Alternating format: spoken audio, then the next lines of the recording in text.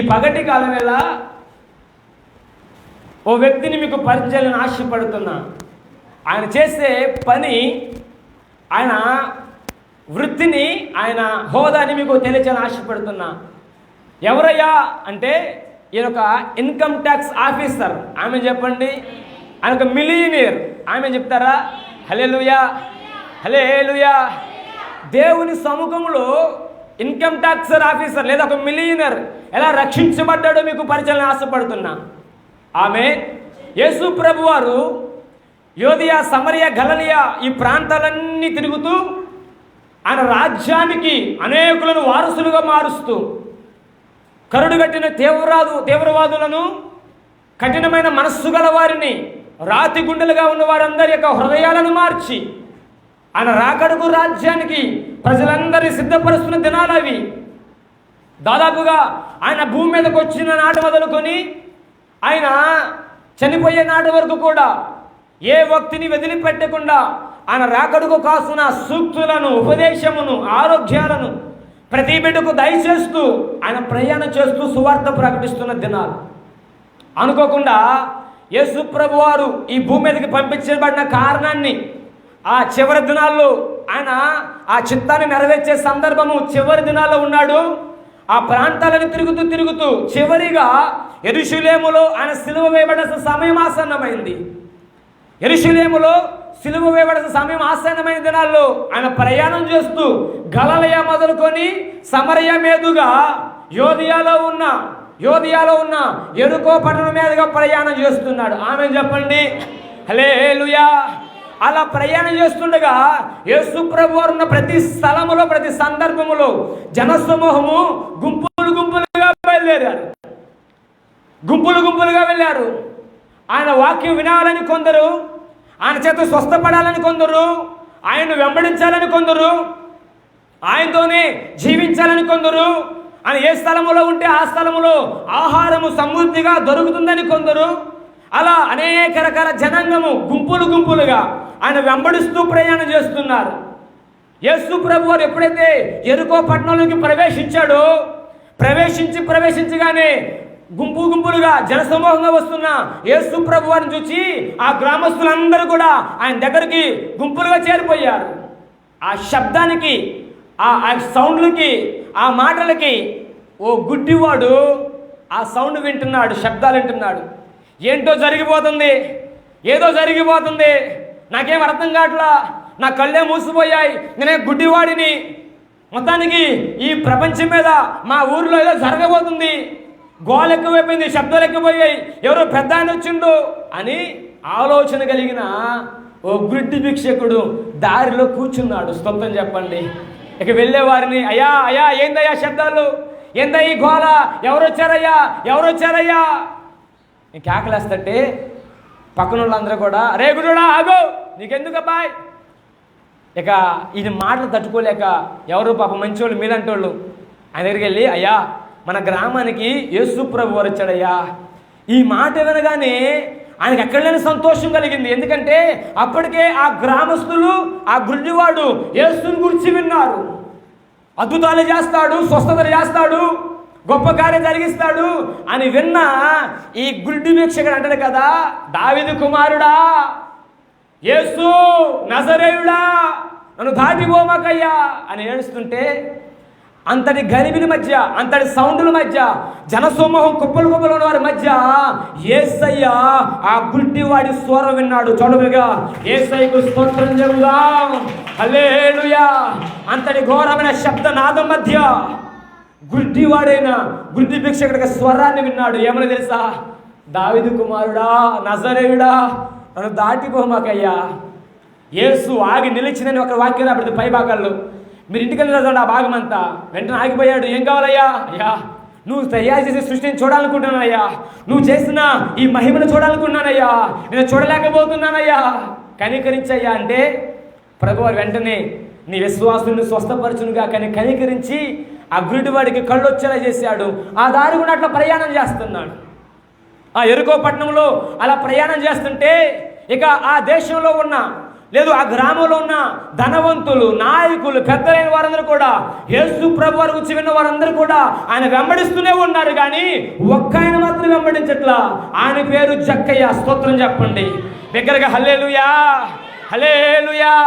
ఈ జక్కయ్య అనబడుతున్న వాడట ఆ జనసమూహం అంతా వెళ్తుంటే చూస్తున్నాడు, కానీ వారు వెంబడించట్లా. అనేక మంది యేసు ప్రభువును వెంబడించారు.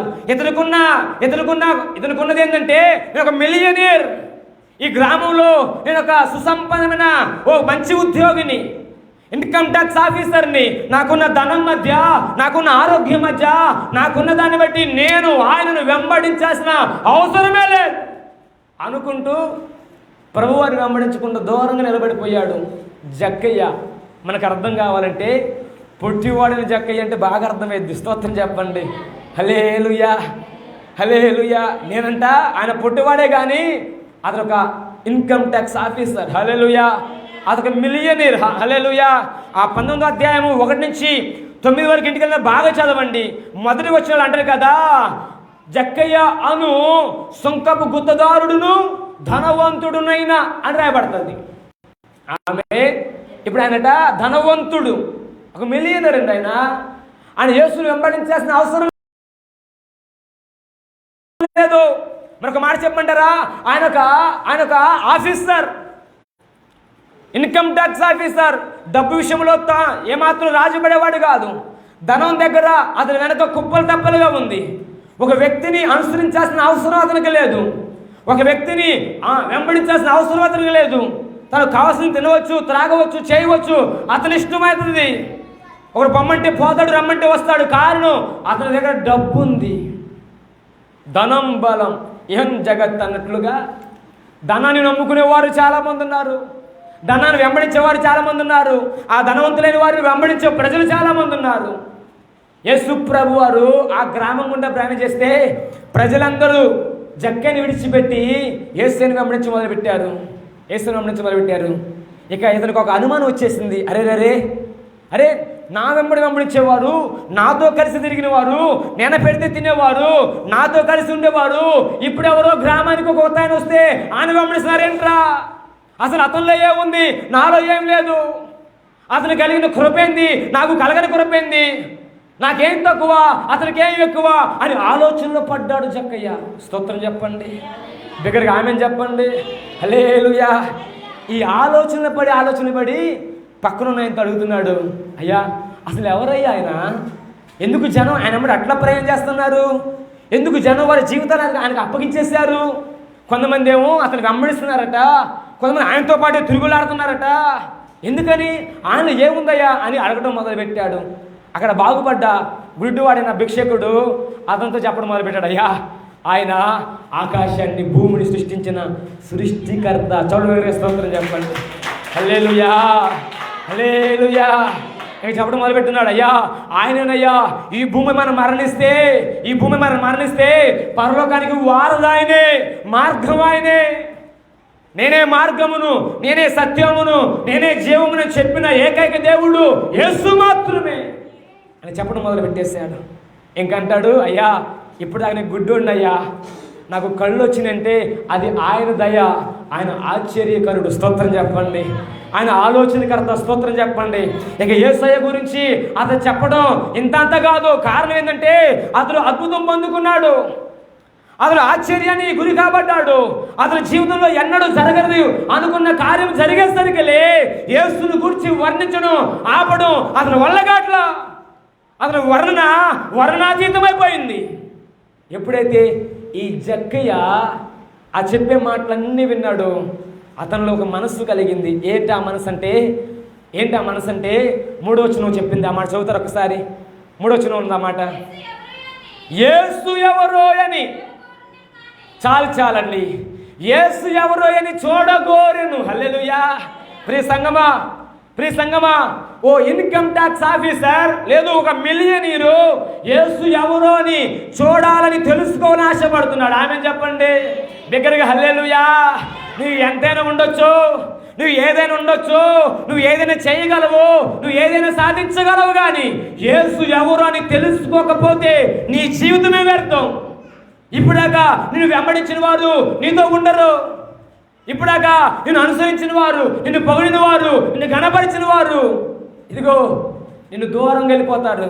ఒక మాట అసలు నువ్వు యేసు ఎవరు అని తెలుసుకోవాలి అని ఆశ నువ్వు పడితే నిన్ను వెంబడించేవాడు నీ దగ్గర నుంచి పోరు. స్తోత్రం చెప్పండి.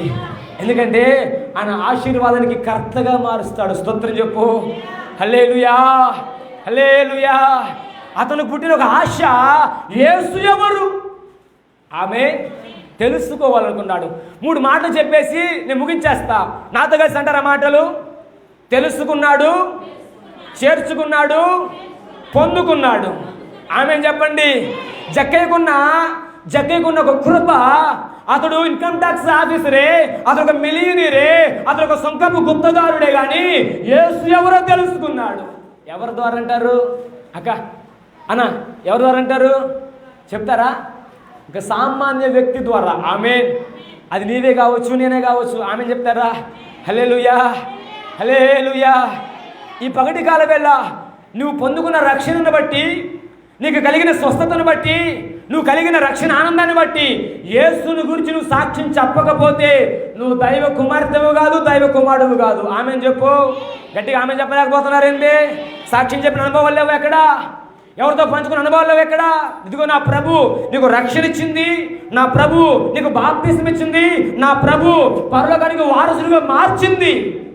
ఆయన గురించి నువ్వు వర్ణించడానికి స్తోత్రం చెప్తారా? ఇప్పుడు ఒక ఇన్కమ్ ట్యాక్స్ ఆఫీసరు ఎలా రక్షణ పొందుకోవడానికి కారణం ఏంటంటే యేసు ఎవరో అని ఆయన ఆలోచిస్తూ పక్కన వాళ్ళు అడిగితే ఆ గుడ్డి భిక్షుడు చెబుతున్నాడు, అయ్యా అతను నాకు కళ్ళు ఇచ్చాడయ్యా, ఆయన సృష్టికర్త, ఆయన సర్వజ్ఞాని, ఆయన సర్వంతర్యామి. ఇదిగో సర్వలోక మానవాళి పాపములు పడిపోతే ఆ పాపాలన్నీ పరిహరించడానికి వచ్చిన ఏకైక చక్రవర్తి యేసుకు స్తోత్రం చెప్పండి. హల్లెలూయా. యోహాను భాషలో లోక పాపమును మోసుకొని పోతున్న దేవుని గొర్రె పిల్ల దగ్గర ఆమేన్ చెప్పండి. హల్లెలూయా. ఈ మాటలన్నీ చెబుతుంటే ఈ ఇన్కమ్ ట్యాక్స్ ఆఫీసర్లో ఒక కలవరం ఏర్పడింది. జక్కలో ఒక ఆందోళన ఏర్పడింది. అయ్యో, అరే ఇంతకాలం ధనమే మూలం అనుకున్నా, ధనమే ఇదని జగత్ అనుకున్నా, ధనం కాదా ఈ యేసు ప్రభువా? ఇప్పుడు ఒక ధనాన్ని బట్టి నా చుట్టూ జనం ఉన్నారు, నాకేం తిరగలేదు అనుకున్నా, ఇప్పుడు నా ఎమ్మడు ఒక్కడు లేదంట్రా. యేసు ప్రభు వారు ఎరుకలోకి ఎంటర్ కాగానే జనమంతా పడిపోయారు. అయితే ఇప్పుడు నాకు కావాల్సింది ఈ ధనం కాదు, ఇప్పుడు నాకు కావాల్సింది అదిగో ఆ యేసు ప్రభు. స్తోత్రం చెప్పు. హల్లెలూయా, హల్లెలూయా. అలా ఆలోచిస్తూ ప్రార్థన మునిగిపోయాడు. ఏం చేయాలి అర్థం కాట్లా. యేసు ప్రభు అట్లాగా వస్తుంటే జనసమూహం గుంపులుగా ఆయన వెంబడిస్తున్నారు. ఎదుర్కొన్న బాధ ఏంటంటే నేను ఎట్లాగైనా చూడాలి, అసలు ఆయన ఎట్లా ఉంటాడో ఆయన గురించి ఈ గుడ్డివాడు బాగానే వర్ణించాడు, కానీ ఆయన గురించి గుడ్డివాడు బాగానే సాక్ష్యం చెప్పాలి, కానీ నేరుగా నేను అతని మహిమ వర్ణించాలి. హల్లెలూయా. నేరుగా అతని ముఖ దర్శనం చూడాలి. హల్లెలూయా. ఆయనతో నాకు ఆయన వ్యక్తిత్వ భావనకు తెలియాలా అని ఒక ఆశ కలిగిన ఈ ఇన్కమ్ ట్యాక్స్ ఆఫీసర్ అట ఈ దారి గుండా వస్తున్నాడు కదా, ఈ చెట్టు ఎక్కుదామని చెప్పేసి ఆ దారిలో ఒకే ఒక చెట్టు ఉంది. ఆ చెట్టు పేరు మేడి చెట్టు. ఆ చెట్టు ఎక్కేసాడు. ఒక మాట, మేడి చెట్టు అంత పెద్దగా ఉంటుందండి, కొంచెం గట్టి చెప్పు, అంత పెద్దగా ఉంటుంది అక్క, పోనీ దాని మీద కొమ్మలు అంత గట్టిగా ఉంటాయా? ఏం లేదు, ఊగితే ఇరిగిపోతాయి. అట్లాంటి చెట్టు ఎక్కేసాడు. అతను ఆశ ఏంది తెలుసా? అతను ఆరాటం ఏంది తెలుసా? అరే ఆయన ఎవరో గొప్పగా వర్ణిస్తాడు, నేను ఆయన చూడాలా, అసలు ఆయన గురించి తెలుసుకోవాలా, ఆయన ఎట్లా ఉంటాడో తెలుసుకోవాలా. ఏందిరా గుడ్డోళ్ళు వెళ్ళిపోతున్నారు, ధనం లేని వెళ్ళిపోతున్నారు, ధనవంతులు వెళ్తున్నారు, వ్యాధిగ్రస్తులు వెళ్తున్నారు, అందరూ ఆయన చుట్టే ఉన్నారు. నానా రకాల వర్గాలు, కులాలు, మతాలు, ఆయా జాతుల వారందరూ కూడా ఆయన చుట్టూనే ఉన్నారు అని చెప్పేసి ఆరాటపడ్డ ఈ జక్కయ్యట త్వరగా చిట్టుకేశాడు. యేసుప్రభు ఆ దారుగుండా అట్లా వచ్చేసి అంటాడు కదా మనం చదువుకున్న మాట, 5వ వచనంలో మనం చదువుకున్న మాట, నేడు నేను నీ ఇంట ఉండవలసి ఉన్నది. చౌడబడికి యేసుకు స్తోత్రం చెప్పండి సంతోషంగా. హల్లెలూయా, హల్లెలూయా. ఈ మాట గట్టిగా పట్టుకొని ఈ స్థలం నుంచి విడిచిపోమని దేవుని దాసులు సెలవిస్తున్నా. నేడు నేను నీ ఇంట ఉండాలి అని ప్రభు సెలవిస్తున్నాడు. ఎవరితో అంటాడు ఈ మాట? ఇదిగో విను, ఇదిగో ఆలోచించు. ఎవరితో అంటాడంటే యేసయ్య గురించి తెలుసుకోవాలనుకున్న వాళ్ళతో అంటాడు, యేసయ్యను చూడాలని అనుకున్న వాళ్ళతో అంటాడు, యేసయ్య గురించి ఆరాటపడుతున్న వారి గురించి అంటాడు. హల్లెలూయా. ఎవడు పడితే వాడితో మాట్లాడదు. ఒక మాట చెప్పమంటారా? యేసు ప్రభువుతో గుంపులు ఉన్నారు, కానీ వాళ్ళు ఎవరితో మాట్లాడలే ఆయన. ఆమె చెప్పు, నా మాట అర్థం చేసుకోండి. ఎందుకు అంటేదంటే వాళ్ళందరూ స్వస్థత కోసం వచ్చారు, వాళ్ళందరి కోసం ఆహారం కోసం వచ్చారు, వాళ్ళందరూ యేసయ్య పక్క నుండి నాకు పర్లా, నాకు పేరు వచ్చింది అనుకుంటూ వచ్చారు. కానీ యేసు కోసం ఆరాటపడేవారు, యేసుని చూడాలని ఆరాటపడేవారు, యేసుని చేర్చుకోవాలని ఆరాటపడేవారు, యేసుని తెలుసుకుని ఆరాటపడేవారు యొద్దకు వచ్చి నా దేవుడు మాట్లాడుతున్న మాట, నేడు నేను నీ ఇంట ఉండాలి. బిగ్గరగా స్తోత్రం చెప్పు విశ్వాసంతో. హల్లెలూయా, హల్లెలూయా. ఈయనకి సౌండ్ లేదండి, ఇంకా ఏమంటారన్నా సౌండ్ పగిలింది అంటారు కదా, ఇంకేం లేవు ఈయనకి. అరే నా పేరు పెట్టాడు అని నేను ఎవరో తెలియదు, జక్కయ్యా నువ్వు త్వరగా దిగు, నేడు నేను ఏంటి ఉండాలి. ఒక మాట చెప్పనా, ఆయన ఈ గుడ్డోడు చెప్పినప్పుడు ఈ గురించి అర్థం చేసుకోలేకపోయిండు. అరే ఆయన ఆశ్చర్యకరుడన్నా, సర్వశక్తిమంతుడయ్యా, సర్వజ్ఞుడయ్యా అని చెబుతుంటే ఇతని మైండ్ పరిధి ఎరుకో వరకే ఉన్నది, యేసయ్య పరిధి సర్వలోకం ఉన్నది. స్తోత్రం చెప్పండి. హృదయంతర బాగా ఎరిగిన దేవుడు నీ పేరెందుకు తెలియదు ఆయనకి, నీ పరిస్థితులు ఎందుకు తెలియదు ఆయనకి, నువ్వెందుకు మందిరకు వచ్చావు తెలియదు ఆయనకి, నీ స్థితిగతులు ఎందుకు తెలియదు ఆయనకి. తెలుస్తూ నువ్వు ఆరాట పడతావేమో, నువ్వు దేవుని గురించి తెలుసుకుంటావేమో, ఆయన కొరకు నువ్వు ప్రయాసపడతావేమో, నీ దగ్గరకు రావాలని ఆయన ఆశపడుతున్న దేవుడు ఈ పగలను ప్రకటిస్తున్న యేసయ్య నమ్మిదానం చెప్పు. హల్లెలూయా. ఒక మాట చెబితే శ్రద్ధగా ఆలకించు. ఈ జక్కయ్యకి డబ్బు విషయంలో తేడా లేదు, డబ్బు సంపూర్తిగా సమృద్ధిగా ఉంది, ఒక మిలియనీర్. కానీ అతనికి కావలసింది డబ్బు కాదు, యేసు ఎవరో తెలుసుకోవాలని ఆశపడ్డాడు. Praise the lord. ఎప్పుడైతే ఈ మాట పలికాడో ప్రభు అంటాడు ఆలోచనలో అతడు త్వరగా దిగి సంతోషముగా ఆయనను తన ఎంట చేర్చుకొని. స్తోత్రం చెప్పండి. ఏం చేశాడట చెప్పండి, ఏం చేశాడట? చేర్చుకున్నాడు అనండి. అందుకే మేము ముందే చెప్పా, ఆయన తెలుసుకున్నాడు, ఆయన చేర్చుకున్నాడు. ఆమె చెప్తారా? హల్లెలూయా. ఇక గుంపులుగా ఉన్న వారందరూ కూడా అదొక మాట ఇదొక మాట అంట మొదలుపెట్టారు. అరే యేసయ్య నీతిమంతుడు కదా, యేసయ్య పరిశుద్ధుడు కదా, పాపైనా ఈ జక్క ఇంటికి పోతాడా అంటే మొదలుపెట్టారు. ఒక మాట ఇంకో అక్క అన్న ఎవరింటికి వెళ్తాడో చెప్తా, శ్రద్ధగా ఆలకించండి. మరలా మన ఆలకించండి.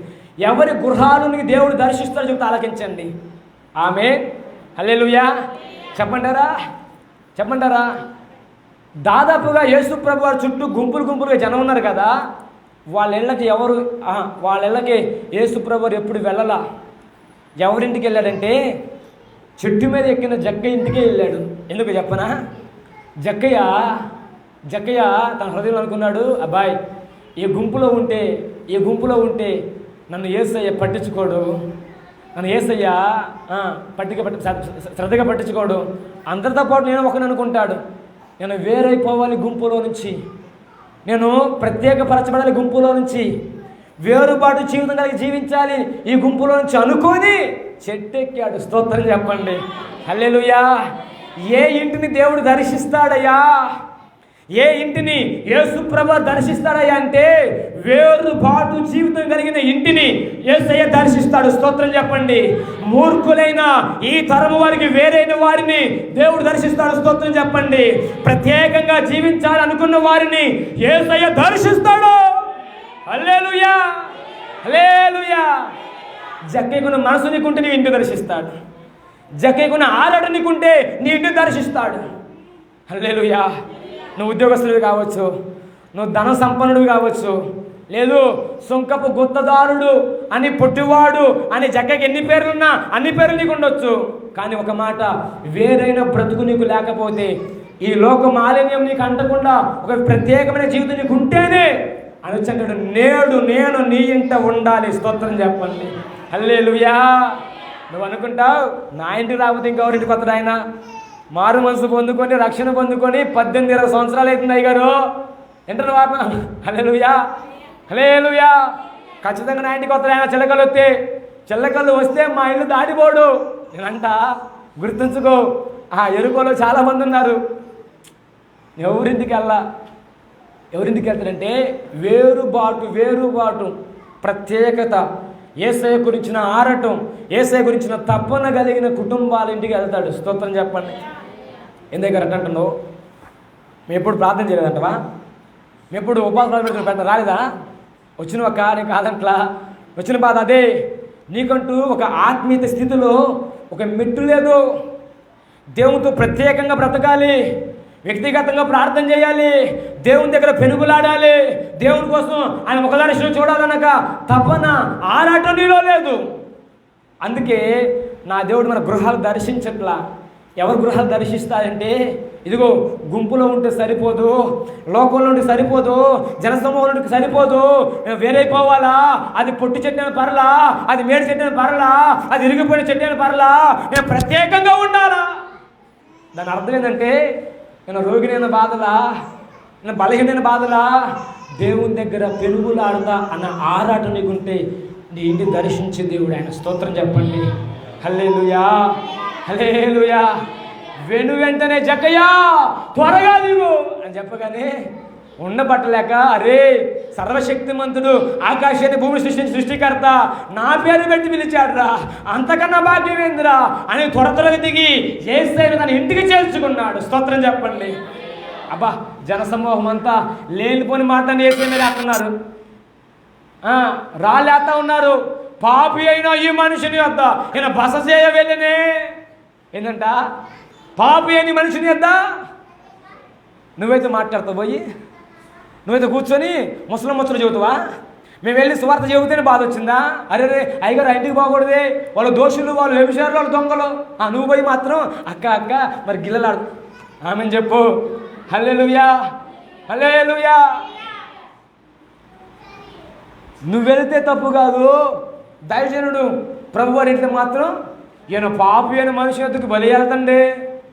ఏంటి నీ బాధ? ఆయన బాధ ఏంటంటే ఇతడు కూడా రక్షించబడాలా, ఇతడు కూడా గర్వం ఏంటంటే నేను ఆఫీసర్ని, నేను ఉద్యోగిని, నాకు ఏం కొరత లేదు, ఎందుకు యేసుప్రభువు తెలుసుకోవాలా అన్న మనస్సు కలిగిన వాడు. అందుకే నా యేసయ్య అతని దగ్గరికి వెళ్ళి తన ఆఫీసర్ తనాన్ని, తన మిలియనర్ తనాన్ని పక్కకి పెట్టి అతను కుమారుడిగా ఉంచుకోవాలని వెళ్ళాడండి. స్తోత్రం చెప్పండి. హల్లెలూయా.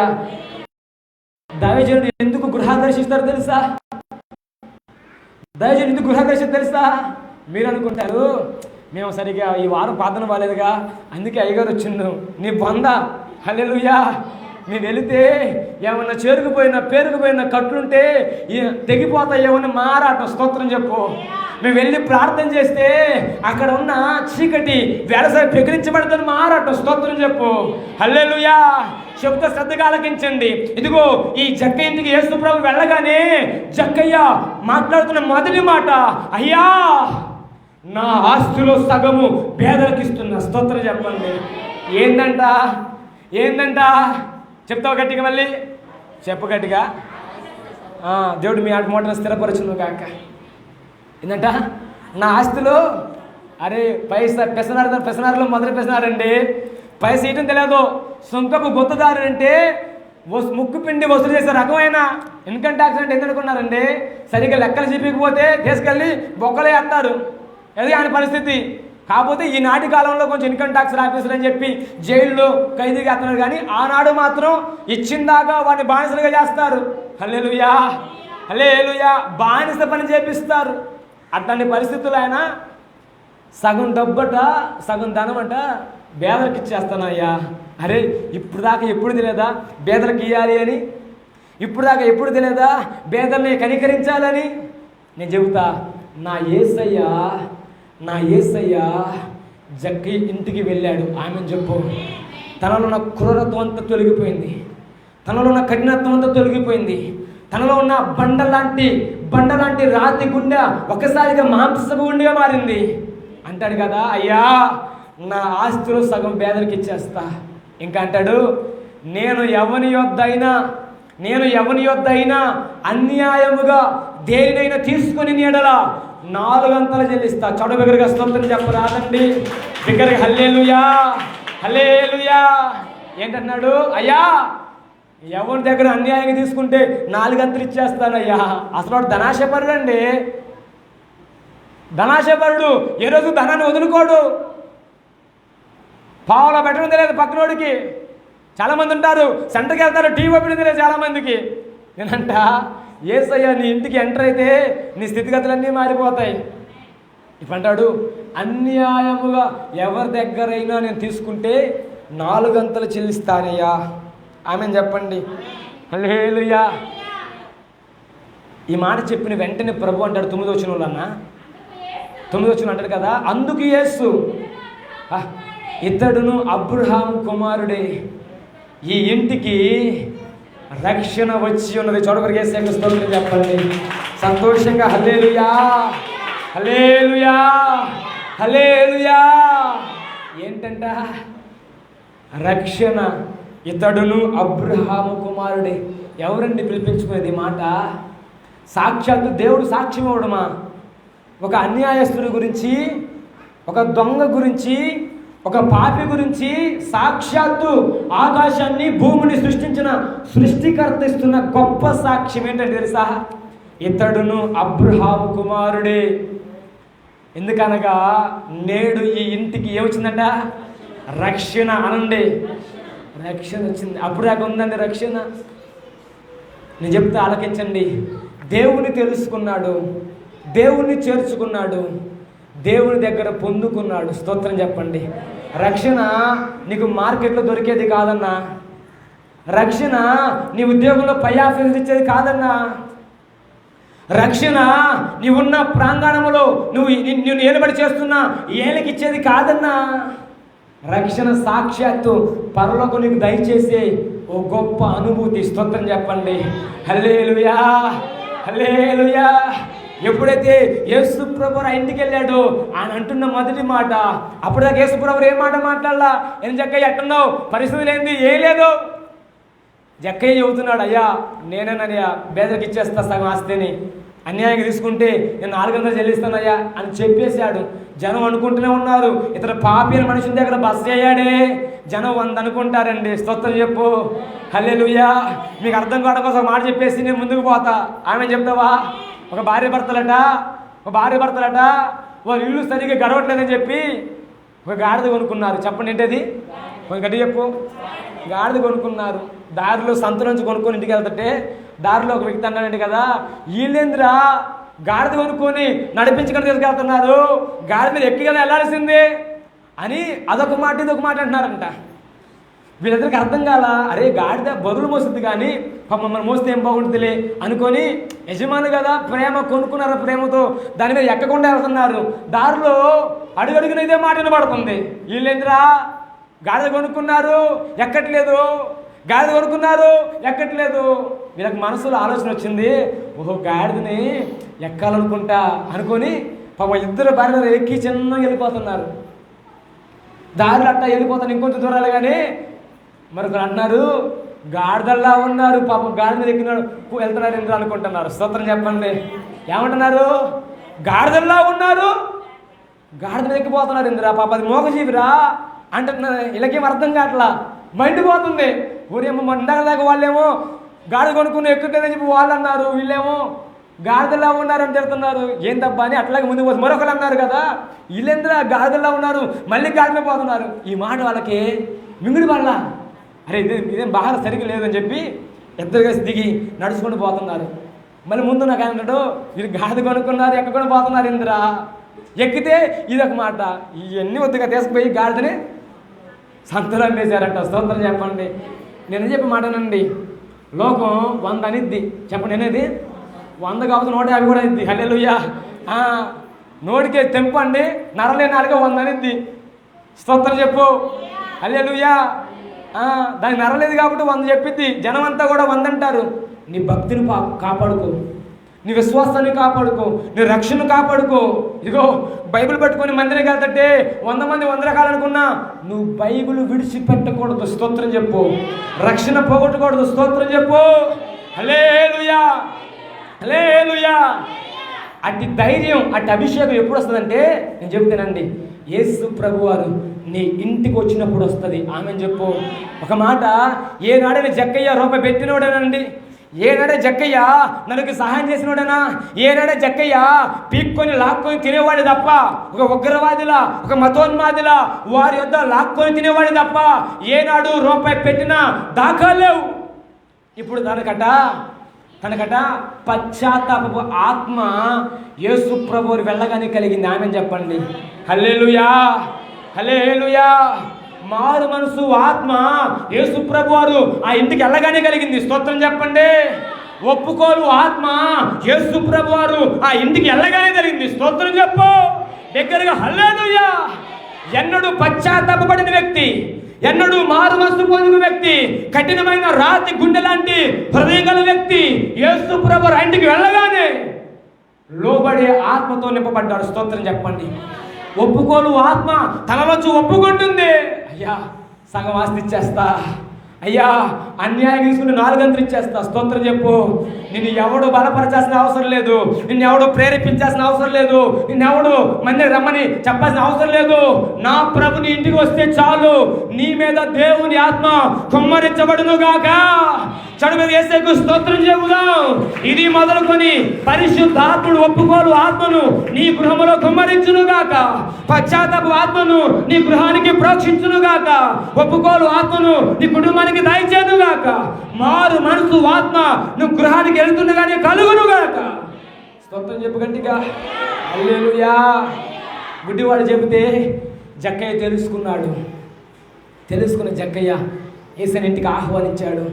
యేసు ప్రభు ఇంటికి వస్తే చాలండి, నువ్వు చెప్పాల్సిన పని లేదు, నువ్వు ఒప్పుకోవాల్సిన పని లేదు. అయ్యా నేను పాపినయ్యా, అయ్యా నేను దొంగనయ్యా అని పక్కలతో చెప్పించుకోవాల్సిన అవసరం లేదు. అక్క ప్రార్థన చేయాలి చెప్పవా, అడగాల్సిన పని లేదు. నీకే వస్తుంది ప్రార్థన ఎలా చేయాలి. స్తోత్రం చెప్పు. నీకే తెలుసు దేవుడు ఎలా మహిమపరచాలో నీకు అర్థమవుతుంది. స్తోత్రం చెప్పు. నీలో ఉన్న లోపాలు ఎలా సరి చేసుకోవాలో నీకు అర్థమవుతుంది. ప్రత్యేకంగా దైవం చెప్పాల్సిన పని లేదు, ప్రత్యేకంగా తోటివారు చెప్పాల్సిన పని లేదు. నీకు ఇంకా మారు మనసు ఆత్మ రాలేదు అంటే, పశ్చాత్తాప ఆత్మ కలగలేదంటే నీ ఇంటిని నా యేసయ్య ఇంకా దర్శించలా. ఆమెను చెప్పు. హల్లెలూయా. అరే కఠినుడు దుర్మార్గుడే యేసు ప్రభు ఎంటర్ కాగానే మొత్తం కట్లని తెగిపోయినాయండి. ఎటు హల్లెలూయా. ధనాత్మ తెగిపోయింది, కఠినాత్మ తెగిపోయింది. ఇదిగో తన తల మీద ఆడుతున్న ధనాత్మ ఒకసారి ఎగిరిపోయింది. తరతరాలుగా వస్తున్న గర్వం, అహంకారం యేసు ప్రభు ఇంటికి వెళ్ళగానే సమస్తం కట్లన్నీ విడిపోయాయి. Praise the Lord. అతను చెబుతున్న ఒప్పుకొని బట్టి నా ప్రభు అంటున్నాడు, ఇతడును అబ్రహాము కుమారుడు. స్తోత్రం చెప్పు. నువ్వు చెప్పగలవా ధైర్యంగా ఈ మాట? సహోదరి ఈ మాట నువ్వు ధైర్యంగా చెప్పగలవా? నా అబ్రహాము కుమార్తెని. హల్లెలూయా. గుండెలు అవసిపోతాయండి చెప్పాలంటే. ఎందుకంటే అప్పుడప్పుడు అబద్ధాలు ఆడతాం, అప్పుడప్పుడు దొంగతనాలు చేస్తాం, అప్పుడప్పుడు చూడకూడని చూస్తాం, అప్పుడప్పుడు వెళ్ళకూడని స్థలానికి వెళ్తాం. అందుకే ఈ మాట చెప్పలేవు. ఏమనంటే నా అబ్రహాము కుమారుని చెప్పలేవు. నేనంట ఎవడు చెప్తారో తెలుస్తా ఆ మాట ధైర్యంగా? కట్లు వీడిపోయిన వాడు చెబుతాడు. స్తోత్రం చెప్పు. ఎవడు చెబుతాడు తెలుసా ఆ మాట ధైర్యంగా? పశ్చాత్తాప ఆత్మచేత నింపబడ్డవాడు చెబుతాడు. స్తోత్రం చెప్పు. ఎవడు చెబుతాడు ఆ మాట ధైర్యంగా? ఒప్పుకోలు చేసుకునేవాడు చెప్తాడు. స్తోత్రం చెప్పు. హల్లెలూయా, హల్లెలూయా. నువ్వేమనిపిస్తావంటే, యేసయ్య దిగిరాయ్యా మా ఇంటికి, పేదోడినయ్యా, కుంటున్నయ్యా, గుడ్డోన్నయ్యా, నేను ఒక్కసారిగా నా భేదంతా పోయి ధనవంతుడు కావాలయ్యా. ఏం కోరిక? విధవరాలు అంటారా? సారేపతి విధవరాలు అంటారా? ఒక పూట నేను చచ్చిపోదనుకుందండి. దయచేసి ఆ ఇంటికి వెళ్ళాడు. ఆమె గృహంలో సర్వసమృద్ధి లేదు, కానీ కడుపు నిండా తినడానికి, బ్రతకడానికి దేవుడు అవకాశం ఇచ్చాడు. స్తోత్రం చెప్పండి. హల్లెలూయా, హల్లెలూయా. శూన్యమీరాలు అంటారా? కొంచెం గట్టిగా అంటే ఏమైంది? ఒక సేవకుడికి ఆతిథ్యం ఇచ్చినందుకు సేవకుడు ఇంట్లో పడి ఏడుస్తున్నా, అయ్యా ఆ తల్లి నాకు భోజనం పెట్టిందయ్యా, నేను వెళుతుంటే మంచి వస్త్రాలు ఇచ్చిందయ్యా, అటుగా వెళ్తానని చెప్పి ఓ చక్కని గది కట్టిందయ్యా నా కోసం ప్రార్థన చేసుకోవటానికి. కానీ ఆ తల్లి గర్భం తలబడలేదు ప్రభువా. కుమారులు లేరయ్యా, కుమార్తెలు లేరయ్యా, కనికరించు ప్రభువా అని ఎలీషా పడి ఏడుస్తుంటే ఎలీషా ప్రార్థన ఆలకించిన దేవుడు ఆ శూన్యమీరాలి గర్భాన్ని తెరిచాడు. ఎవరు యేసుకు స్తోత్రం చెప్పండి. హల్లెలూయా, హల్లెలూయా. నేనంట, నువ్వు సేవకుని ప్రేమిస్తున్నావా? సేవకుని ఆహ్వానిస్తున్నావా? నీకు కొరత ఉండదు, కొదువు ఉండదు. నీ గృహానికి సమృద్ధి కలిగిస్తాడు. ధనవంతుడిగా ఉండకపోవచ్చు, నువ్వు పేరు ప్రఖ్యాతులు ఉండకపోవచ్చు నీకు, కానీ దేవుడికి ఇచ్చిన రక్షణ ఆనందాన్ని బట్టి నిశ్చయముగా అనేక మందికి ఆశీర్వాదకరంగా ఉంటావు. స్తోత్రం చెప్తారా? హల్లెలూయా. ఇలా చెప్పుకుంటూ పోతే ఇంకా అనేకమైన మాటలు ఉన్నాయి, కానీ నా మాట ముగించేస్తా. ఒబేదేదమనండి. మనకు బాగా తెలిసిన మాట. మందసాన్ని ఇంటికి ఆహ్వానించాడు, మందసాన్ని చేర్చుకున్నాడు. దావీదు వద్దనుకున్నాడు, దావీదు పోగొట్టుకున్నాడు, దావీదు నెట్టేశాడు. ఒబేదేదము మాత్రమే మందసాన్ని చేర్చుకున్నాడు. మందసాన్ని చేర్చుకున్న మూడే నెలల్లో తన స్థితి మారిపోయింది, తన పరిస్థితే మారిపోయింది. అడగడానికి వచ్చిన వాళ్ళు ఎట్ట బాగుపడ్డావరా నువ్వు? అవి ఇంత ధనవంతుడు ఎట్టయినరా అంటే, ఏమో నాకు తెలియదయ్యా, మందసాన్ని నా ఇంట్లో పెట్టుకున్నా, మందసం వల్ల శాపం వచ్చిద్దేమో అనుకున్నా, ఉగ్రత వచ్చిద్దేమో అనుకున్నా, నేను చేసే తప్పిదాలన్నీ కూడా గద్దించి నన్ను ఉగ్రత పాలు చేస్తాం అనుకున్నా, కానీ నేను చేసే తప్పిదాలన్నీ సరిచేసింది మందసం. నా కుమారులను సరిచేసింది మందసం, నా బిడ్డలను సరిచేసింది మందసం. ఇదిగో మందసాన్ని నా ఇంటికి ఆహ్వానించా, చేర్చుకున్నా. ఇప్పుడు నన్ను పట్టుకునే వాళ్ళు. స్తోత్రం చెప్పు. హల్లెలూయా. నేను చెప్పొచ్చే మాట, ఇతడును అబ్రహాము కుమారుడే. నేడు ఈ ఇంటికి రక్షణ వచ్చింది. ఎక్కడ కొనుక్కుంటావు రక్షణ? ఎక్కడ కొనుక్కోగలవు రక్షణ? నేను చెబుతా, అది నీకు పరలోకం ఇచ్చే స్వాస్థ్యం. ఆమె చెప్పండి. పరలోకము నీ మీద జాలిపడి, పరలోకం కనికరపడి నీకు ఇవ్వవలసిన ఓ భాగ్యం, ఓ బహుమానం రక్షణ. హల్లెలూయా, హల్లెలూయా. రక్షణ లేని వారందరూ మరణానికి అప్పగించబడుతున్నారు. సహోదరి సహోదరుడా, నాకేం బర్లా, నేను ధనవంతుణ్ణి, నాకేం బర్లా, మంచి ఉద్యోగం ఉంది అనుకుంటూ ఇంకా దేవుని దగ్గర రాలేకపోతున్నావా? ఇదిగో నీకు ఒక శుభవార్త. నిన్ను పరలోకానికి చేర్చగలిగిన దేవుడు నేను ప్రకటించే యేసయ్యా. నువ్వు భూమి మీద బ్రతికినంత కాలమే నీ తోబుట్టువులు, నీ బంధువులు, నీ స్నేహితులు నిన్ను వెంబడిస్తారు. నీలో ధనం అయిపోయిన తర్వాత నిన్ను వెంబడించే వాళ్ళు ఎవరు ఉండరు. నేను ఖాతర చేయరండి. బెల్లం ఉన్నంతసేపే ఏగలు ఆమె ఆడ బెల్లం తీసిన తర్వాత చూడు, ఒకే కనబడితే నన్ను చెప్పు, ఆమె చెప్పు. అవునా కాదక్క? నీకు ఆరోగ్యం ఉన్నంతసేపే, నువ్వు మంచిగా మాట్లాడిసేపే నీ పక్కవారు నువ్వే ఇడిచి మాట్లాడతావు. నా వాళ్ళు నేనంట వాళ్ళు ఎప్పుడు నేను మర్చిపోయారు. అబ్బాయి స్తోత్రం చెప్పు. హల్లెలూయా. నా ప్రియ సంగమా, ఈ పగలు నువ్వు దేవుని తెలుసుకోగలిగితే అసలు ఆయన ఎలాంటి వాడు, ఆయన గుణగుణాలు ఏంటి, ఆయన ఏం చేస్తాడు, ఆయన ద్వారా మనకు కలిగే ఉపయోగం ఏంటి, అసలు యేసుని నమ్ముకోవడం ద్వారా మనకు కలిగే ప్రయోజనం ఏంటి, నువ్వు తెలుసుకుంటే నువ్వు చేర్చుకుంటావు. నువ్వు తెలుసుకున్నంత కాలం ఇంకా నీ ఇంటికి నువ్వు చేర్చుకో. ఆమె చెప్పు. నువ్వు ఎరిగితే సరిపోలా, నువ్వు ఆయన గురించి తెలుసుకోవాలా. ఆయన కలిగి నువ్వు ఉంటేనే ఆయన ఇంట్లో ఉంటాడు. అప్పుడు పాడతావు కదా, ముఖ దర్శనం చాలయ్యా నాకు, నీ ముఖ దర్శనం. ఎప్పుడైనా చూసావాక? చూసావన్నా? పాడటం వరకే. ఈ పాట ఒకంత నీ ఆధ్యాత్మిక స్థితిలో ఒక మెట్టు పైకి వెళితే నువ్వు చూడగలవు, నిన్ను దర్శించగలడు, నీ యొద్దకు వచ్చి నీతో నేరుగా మాట్లాడగలడు. ఇంకా నీ మీద ఏ కట్లు కట్టబడ్డాయో, ధనాత్మ కట్టు కట్టబడిందా, చాత్మల శక్తులు కట్టబడ్డాయా, దురాత్మ శక్తులు కట్టబడ్డాయా, చెడు వ్యసనాలను కట్టాయా, వ్యభిచారపు ఆత్మ, త్రాగుడిన ఆత్మ, ఏ ఆత్మని దేహాన్ని కట్టివేసినా ఆయన నిన్ను దర్శిస్తే, ఆయన నీతో కలిసి మాట్లాడితే, నీ ఇంటికి వస్తే నీ కట్లన్నీ పటాపంచలైపోతాయి. స్తోత్రం చెప్పు.